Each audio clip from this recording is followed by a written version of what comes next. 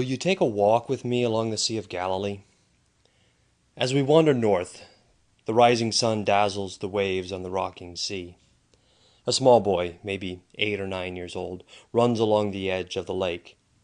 As he turns toward a simple fisherman's cottage, we see he's dangling a recent catch of fish from a string.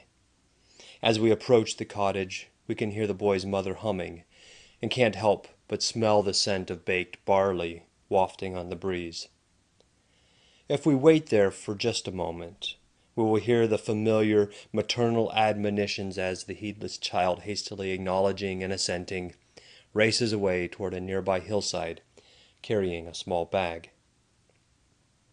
Let's follow him along the shore road, up and over that hill. We crest the hill, with the lake spreading out below us to our right and the Galilean hillsides bathed in new sunshine on our left. We stop short as the road descends. What is this crowd of people? It occurs to us for the first time that the fishermen are not in their boats on the lake. They have joined many others, all standing listening to an unimposing figure quietly teaching in the valley. The morning wears on as we watch. Shadows shorten, and the crowd grows restless. We catch glimpses of the boy as he wanders in and out among the men, largely unnoticed. He picks up a prize once. It looks like a stone or a small rock. We can't tell from where we stand. And he absent-mindedly drops it into his bag, as boys are likely to do.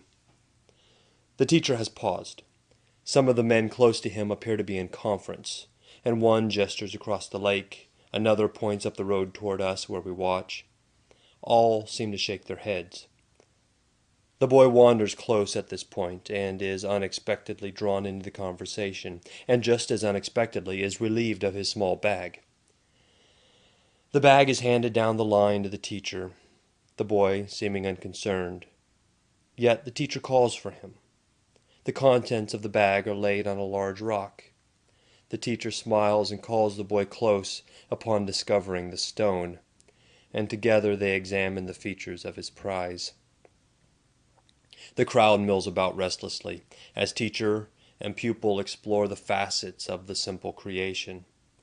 The boy smiles, nods, and laughs once as the teacher lowers the stone back into the bag and returns both to the grinning youngster.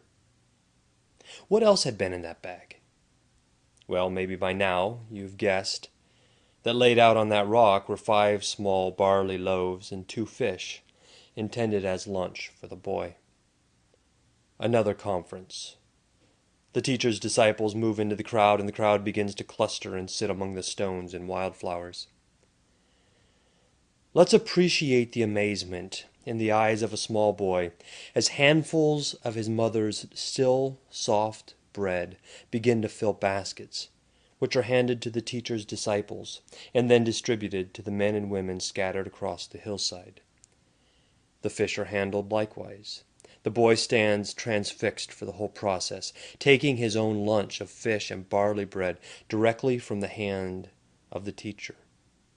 Finally, refusing to take any more as his small belly is completely filled and satisfied.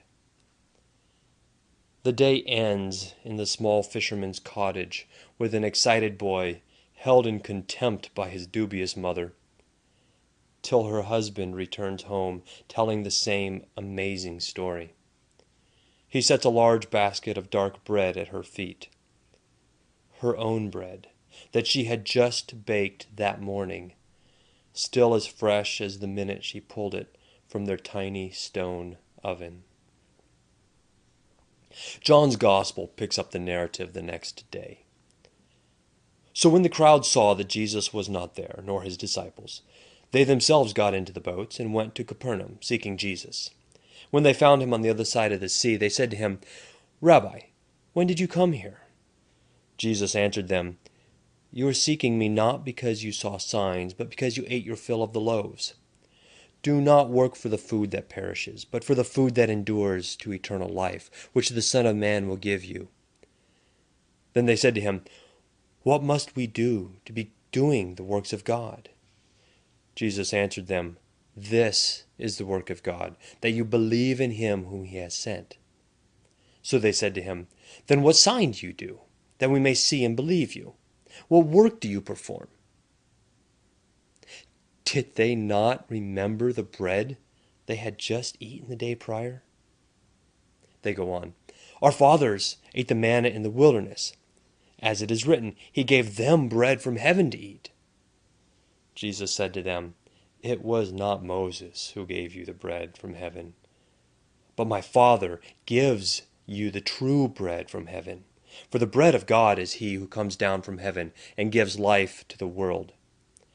They said to him, "Sir, give us this bread always." Jesus said to them, "I am the bread of life. Whoever comes to me shall not hunger, and whoever believes in me shall never thirst." Is the bread of life enough to satisfy your soul?